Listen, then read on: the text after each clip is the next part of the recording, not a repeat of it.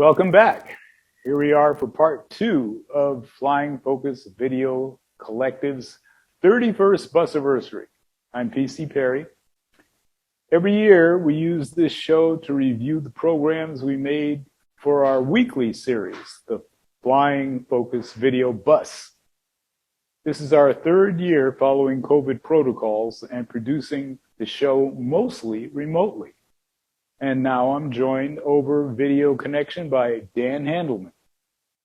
Thank you, PC. While several of our shows this year included recordings made over Zoom, PC's work in the field brought in a variety of subjects that nobody else was covering. Even when they do, they spend a minute with flashy editing, while we focus on substance and let people talk for longer than short sound bites. Our shows cover topics like climate, war and peace, civil rights, animal rights. I ended part 1 talking about a show on police accountability, a topic Barb will also cover in a moment. We've been producing the Video Bus each week since November 1991.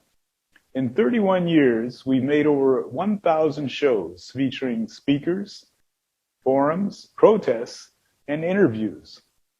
To volunteer, comment on our shows, or get other information, take down this contact info. Our website is flyingfocus.org. Our phone number is 503-239-7456, and you can call or text our voicemail at 503-321-5051. You can also email us at ffpc@flyingfocus.org. And now, more information about shows we produced between November 2021 and October 2022. To start off, I will again introduce Barb Greene, who's also appearing remotely. This year, I followed Patrick Kimmons' issue, literally, while the group was led by his mother and addressing police and the community of Portland as they were walking through the streets. How did you find this issue, Barb? What did you deal with? I found this program to be really sad because you can see how much pain Patrick Kimmons' mom is in when she's speaking in this interview. So we have an interview with her on this clip and then a bit of the march.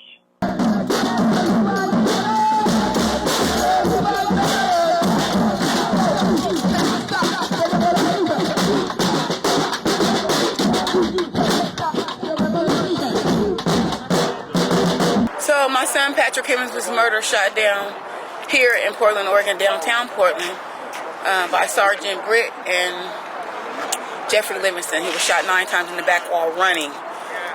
So we are doing a march to hold police accountable, also defunding the police.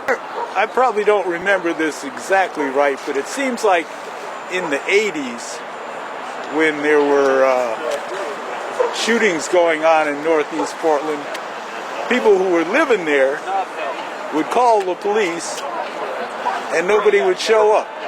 Is that still going on? That's still going on. And when you do call the police, I guess when people call them, it's 2 and 3 hours. When they get there, the body is laying on the ground for 4 or 5 hours. Prime example, the killing on 205. A person called me, happened to be my friend, was in the car, stood there in the car for 5 hours. They patted each other on the back. When they noticed he was there, they would say, "Good job, officer. Good job, officer." They gave each other a pat on the back because they killed another black man. This is officers doing that? Yes, this just happened 2 weeks ago when the black man got killed on 205. They gave each other a pat on the back. Patrick Kimmons' name will always be heard in the streets. It will never go away. He was 27. And what did they give as a reason for why they shot him? They said he ran out and did something to multiple people, but here's the fact. Here's the thing. Where's the videos? The videos that I seen, you can't see Patrick doing anything or any harm to anyone. Show me the video where he's doing harm to somebody, then we can talk about it. Stop covering up murder scenes. Stop covering up crime scenes that you are doing. Police, stop covering up murder scenes. This is covering the issue of Medicare for all, and we found someone willing to speak to us in blue scrubs in the park. and he gave us a very good interview, and now he is a legislator, not just in the streets talking about it, but in the legislator's position to act on it. Yeah, well, I'm glad to hear that guy's a legislator because he obviously has good ideas about what needs to be done. So we have him in this next clip. He's a nurse, or he was a nurse, and also a social worker and a young woman from Jobs with Justice, who all have different perspectives on why we need health care for all. It's my belief that the United States is the only country without a universal healthcare system because of the entrenched interests of the pharmaceutical companies and the insurance companies. It's going to be a huge lift to untangle them from healthcare and expand Medicare to each and every American. It is possible, but it's something that we've got to be committed to. You know, Jeff Bezos just went into space on the backs of hard-working workers for Amazon who make minimum wage, and he's made billions of dollars during the pandemic. We should be taking these billions of dollars that billionaires are making and using those dollars to expand healthcare so that every single American has quality. I work for a crisis call center. Every single day at work I hear multiple stories that confirm the need for Medicare for all. I hear about people who are looking for services and don't qualify either because they don't have insurance or they don't have the quote-unquote right kind of insurance. There should not be any right kind of insurance. You should just be able to get the help you need. I hear stories of people losing their insurances. I have heard more than one person say that who are having thoughts of suicide name that as a major factor if they're losing their health coverage or if they have thousands of dollars in medical bills or if they're afraid of racking up more medical bills and their families being on the hook for that. Medicare for all would be suicide prevention. The number one cause of bankruptcy is healthcare costs. And so in a time of a pandemic and an economic crisis when women and women with kids have either left the job because they have to take care of and educate their kids at home, or they simply lost their job entirely, their industry shuttered. I think a lot of women fell through the gaps, and women my age with kids or that were thinking of having kids and now are reevaluating whether they could pay for it out of pocket. Ukraine has been in the news for a long time, but in the last year or two, it's been a war declared by Mr. Putin, and we have the effects to talk about. But now we even have footage of people speaking about the issue. Thanks to Kim. Great pictures. Thank you very much. How did it look to you, Barb? Yeah, she takes some great pictures, and she does good interviews, and we have some of those in this clip coming up from demonstrations here in Portland against the war. And then we have an interview with Malcolm Chaddock of Vets for Peace, in which he explains how the U.S. is kind of complicit in all of this. I'm getting to the point that I've done all I can do here, and so I'm actually planning to go to either Berlin or Romania in the next week because I'm a fluent Ukrainian speaker and I can go help with the refugees. And it was just so sad to leave my family, leave everybody that I knew, everything that I knew, because I went to school there for 2 grades, and then I came here not knowing anything, and that's exactly what's going on right now in Ukraine. You're 17, right? Yeah. And so can you tell me, from your perspective, how do you feel that we can change people and make them realize that this is everyone's concern? Right. Just from your own voice, yeah. I think we need to look at it as, empathize with people more. Like, what if you were in that situation? Would you want someone to stand up for you and support you and, want you to be safe? War is a failure of diplomacy. In order to have actual diplomatic process, both parties have to be sincere in acting in good faith, to understand the other's position, over the last 20 years, the United States under NATO has pushed forward against what Russia termed legitimate security concerns, and people around the world do agree that you're talking about a nation that has been invaded 4 times in modern history. Which and one? Russia. Okay. And they have living memory of what happened to them still in World War II. To have them come to the table and say over and over, if you go too far, we're going to have to fix the situation ourselves, and just ignore them, is not negotiating in good faith. So it's aggression. Portland needs to ban fur. That's the issue. That's the name of the show. But I thought we already stopped that. I thought it was years ago that nobody else was wearing minks and leather and all of that. What did you edit, Barb? This was an interview with Danny Rukin from Compassionate PDX, and she explains how fur is becoming cool again. Say cool. And why it's not cool, it's cruel. And cruel is the issue. Fur is particularly cruel. First of all, it's a luxury item. It's often used as a status symbol, and it's so unnecessary. Hundreds of millions of fur-bearing animals are killed every year for a status symbol, and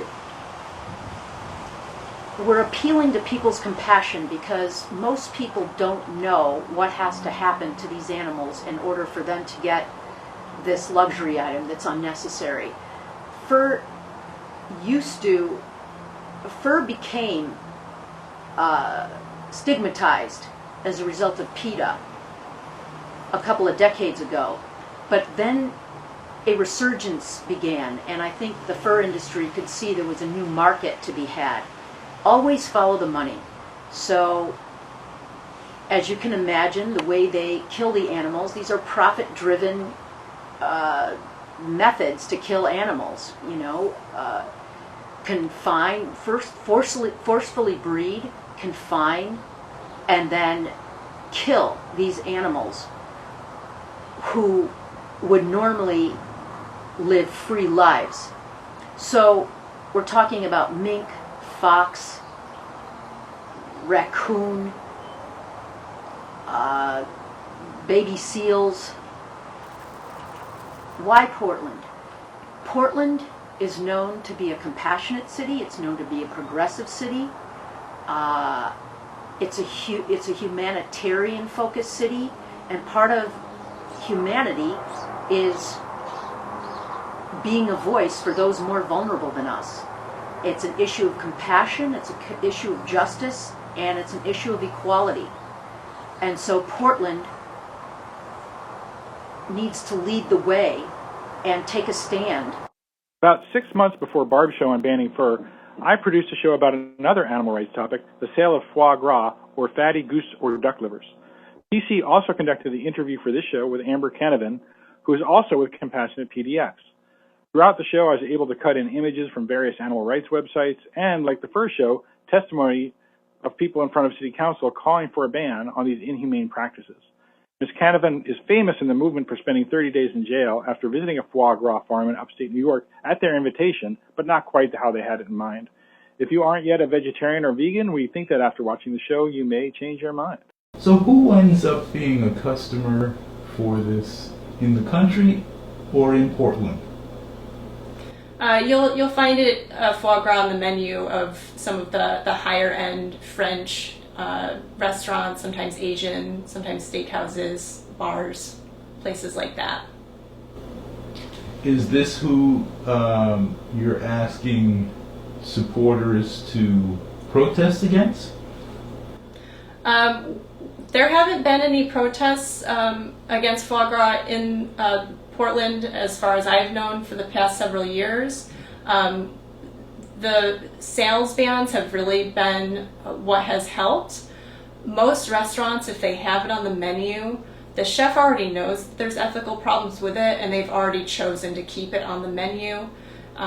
So sometimes they'll listen to customers and remove it, and we absolutely encourage any restaurant or chef that happens to have it on the menu who didn't realize somehow, or maybe who bought into the industry propaganda that you'll see out there. They'll use buzzwords for the foie gras industry like artisanal, local, cage-free. Those words are absolutely meaningless to those birds. So my name is Abby Greenfield, and I am a student at Lewis and Clark Law School. When I first moved to Portland, I was really excited to be immersed in such a forward-thinking, environmentally conscious, and beautiful area, which is why I was surprised to learn that foie gras is still served in Portland. I strongly believe that continuing to allow foie gras in Portland goes against the very core of what this city stands for. The cruel practice involved in foie gras production is pretty difficult to comprehend. Geese and ducks are force-fed with a metal or plastic tube shoved down their throats. This happens 3 times a day, every day, until their livers become diseased, which often causes them to grow about 10 times their normal size. For many years, Flying Focus has covered the plight of Palestinians who were forced off their land in the 1940s to create the State of Israel. The land they were supposedly allowed to control has been under occupation by Israel since the late 1960s. Pushing out of Palestinians is known as the Nakba, or catastrophe, and is marked each May by those hoping for justice for all the people in the region.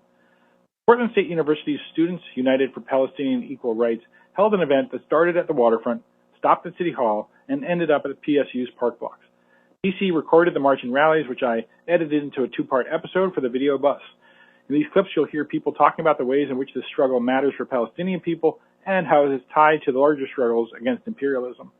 Just briefly, too, regular viewers of our show may have noticed that this was the first show to feature the first update to our opening credit sequence in about 10 years.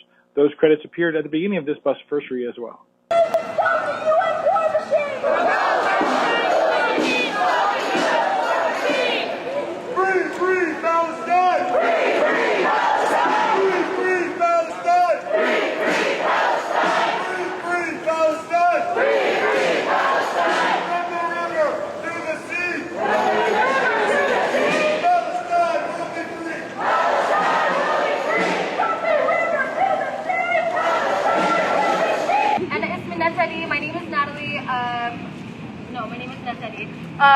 My mom is from Jerusalem. My dad is a refugee born in Lebanon. My mom went to school with Handelman. So I just kind of wanted to speak about sort of journalism and the idea of us being killed, but I also wanted to spread the idea of hope. I think something Handelman gave all of us was hope and visualization and the realization that we can be seen and be heard on a national platform. And so I just wanted to give a minute to honor her, to remember her. Her death will not be something we remember. Our revolution as Palestinians will be recognized. Our revolution will be televised. We will be free. We will return to our homeland. My father and I will walk hand in hand in Samoy, in Safad, in Gaza. We will walk in Ramallah. We will walk in Nablus. We will walk in both sides of Jerusalem, because if America has to tell you, where is your capital? Sir, it is not your capital.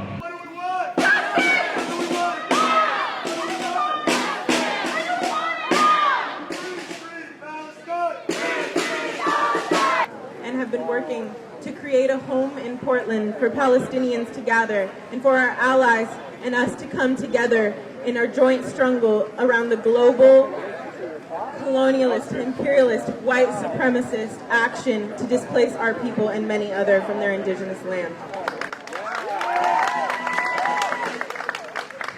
Thank you guys. I want to preface talking about this next show by saying that when Flying Focus began in 1991, we were part of a peace group which has long since been defunct. In July 2022, we became a project of another peace group, Peace and Justice Works, that's been around since 1992. I mention this because another project of that organization, the Iraq Affinity Group, organized the event featured on our next show. As a member of both groups, I produced both the original live stream and this edited version. Oh, what's it about, you ask? The featured speaker is retired Army Colonel Ann Wright, who quit her job in the State Department in protest of the Iraq War in 2003. Her talk addressed the United States and North Atlantic Treaty Organization's military shift from the Middle East to the Western Pacific. Colonel Wright also spoke about Russia's invasion of Ukraine, the Israeli occupation of Palestinian territories, and the environmental impact of militarism. She particularly focused on a huge military exercise conducted by many NATO countries known as RIMPAC, Rim of the Pacific, and grassroots efforts to shut that down. NATO forces that are in the Pacific certainly increase the tensions that we have in this Pacific region, and we'll talk a little bit about what some of those tensions are. First, I'd just like to mention to you, I live in Hawaii, and the Indo-Pacific Command for the U.S. military is located there, and it covers half of the circumference of the world. It's the largest geographic U.S. military command, and it goes, as the name indicates, it goes through the Pacific all the way to India now. And there are something like 70 U.S. military bases that are just in Japan. There are 40 some odd that are in Korea. We have military bases that are on the island of Guam, a territory of the United States, and areas in the Northern Marianas. We'll go into a little more detail on all this, but it's a huge military maneuver. In Hawaii, we have 4 major military bases on the island of Oahu, where I live. And how does NATO fit into all of this? Well, NATO, North Atlantic Treaty Organization, is now Pacific Treaty Organization, because 45% of the forces for the Rim of the Pacific military war maneuvers are NATO related. Now, here is what we're doing to challenge NATO and the RIMPAC.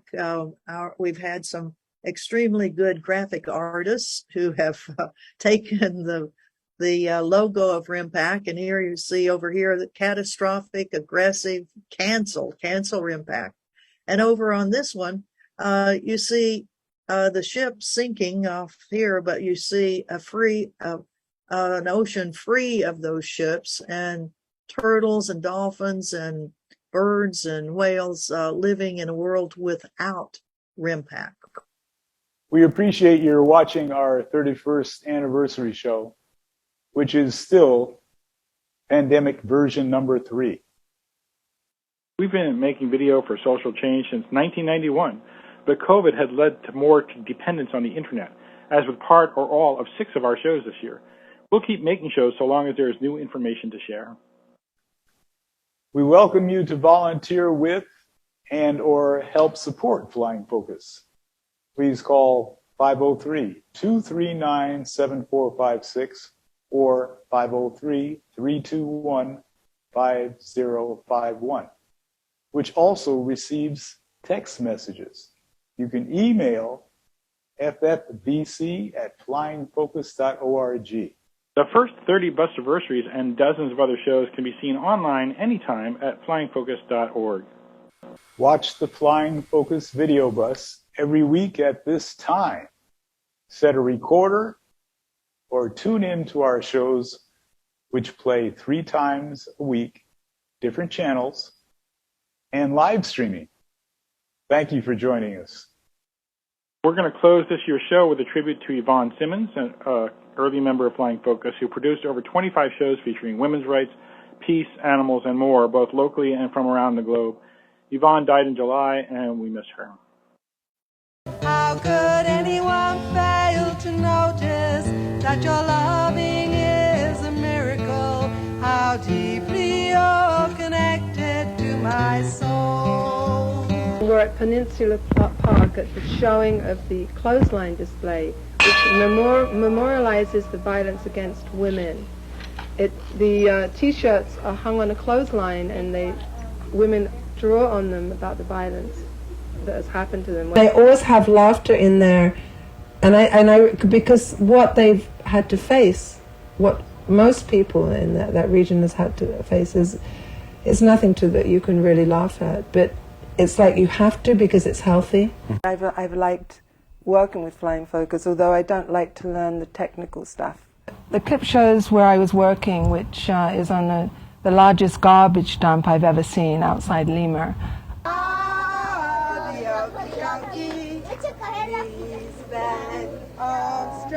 I think I must have done 500 okey-cokeys when I was there.